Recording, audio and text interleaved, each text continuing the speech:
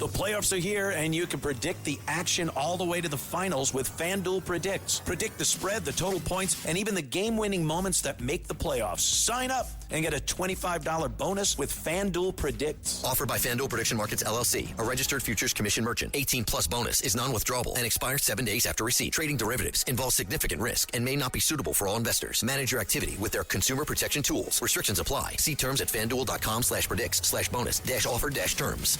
Listen, all you New Yorkers. Taxi. Okay, man, we're looking around. This is the 77 WABC minicast. Well, the former FBI director accused of making a threat against the president. Remember, he said he stumbled on that 8647. The shells saying 8647. They just happened to be on the beach in North Carolina by his home. And so today he had to appear in court. There was an arrest warrant out for him. He surrendered. He did not enter a plea or say anything in court. He just says that this is being selective prosecution against him. And here's what he put out on social media today saying, I am innocent. Take a listen. Well, they're back. This time about a picture of seashells on a North Carolina beach a year ago. And this won't be the end of it. But nothing has changed with me. I'm still innocent. I'm still not afraid. And I still believe in the independent federal judiciary. So let's go. But it's really important that all of us remember this is not who we are as a country. This is not how the Department of Justice is supposed to be. And the good news is we get closer every day to restoring those values. Keep the faith. I mean, for a guy who's like, oh, this is not how it's supposed to be, the guy who is behind so much of the Russia hoax and the leaking of the dossier, remember, to his buddy who leaked it to the media ultimately. I mean, this guy has been on a vendetta against President Trump. It is so clear. And then he stumbles on the same beach where Kamala Harris also, there were shells that said, elect Kamala. It was a few months before. I mean, does anybody out there believe that he just happened to stumble on this beach, that he didn't lay out the shells or have somebody lay out the shells? I mean, that is the most artistic beach I have ever seen, if that's the case, that it just happens to say 8647. I mean, nobody is buying that. Nobody with common sense buys that. The question is, does it rise to a crime and is it a threat? I contend that the former director of the FBI should know better. Of all people, you shouldn't be putting out threats like that. And you don't know if it inspires some crazy person, as we've been talking about what's been happening with President Trump of late. And then somebody sees somebody like the former FBI director saying these kind of things and posting something saying, oh, take a look at this. Look how cute, these beautiful shells, saying, get rid of, 47, Trump 47. That's like mob talk. And this guy, as the head of the FBI, knows the slang of mobsters. He knows what mobsters say. He knows what mobsters do. So there's a lot of questions about what he knew or didn't know. And he's, I didn't know. I just happened to stumble on this. Well, here is President Trump, because President Trump was in the Oval Office today. It was very cool. He met with the Artemis II astronauts.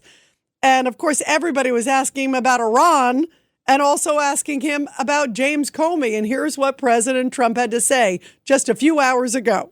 Well, if anybody knows anything about crime, they know 86. You know what 86? It's a mob term for kill 'em. You know? You ever see the movies? 86 'em. The mobster says to one of his wonderful associates, 86 'em. That means kill 'em. It's, I think of it as a mob term. I don't know, people think of it as something having to do with disappearing, but the mob uses that term to say when they want to kill somebody, they say 86, the son of a gun. I'm trying to keep the language nice and clear. They don't use that term, son of a gun. They use another term. But that's a mob term for kill 'em. Yeah. But do you really think your life was in danger? Probably. I don't know. You know, based on what I'm seeing out there, yeah. The people like Comey have created tremendous danger, I think, for politicians and others. Comey is a dirty cop. He's a very dirty cop. He cheated on the elections. He tried to help Hillary Clinton, as you know. He dismissed a lot of things that he should have proceeded with. I wasn't involved, but he should have proceeded with. No, he's a dirty cop. He's a crooked man, yeah. So how do you really feel, President Trump? You can tell. He just feels like this guy is dirty. And there's no question that the FBI director, above anybody, shouldn't be putting out anything that could even be construed as a threat against the president of the United States. So earlier today, we talked on Katz and Cosby with Greg Jarrett, Fox News legal analyst, and this is what he had to say about the case against James Comey. Well, I think all the legal commentators over the last 24 hours who have been quick to condemn the Comey indictment as frivolous or absurd are overlooking some important points. I mean, this case is in the Eastern District of North Carolina. It's predominantly conservative. And in a politically charged case like this, that helps the prosecution. It doesn't help Comey. Moreover, the federal grand jury was persuaded that Comey willfully intended to threaten the life of the president. Well, this trial jury from the same district may agree with that, even though there's a higher burden of truth.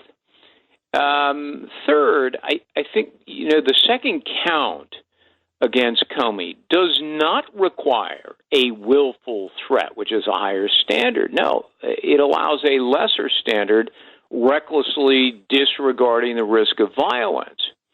As I say, that's easier to prove because it's a lower standard of proof. Fourth, I think other people in the same Eastern District have been successfully prosecuted on the very same charges, which undermines the claim that Comey was trying to make in court today through his lawyers that, he's the victim of selective or vindictive prosecution. No, they've been bringing these kinds of cases against others.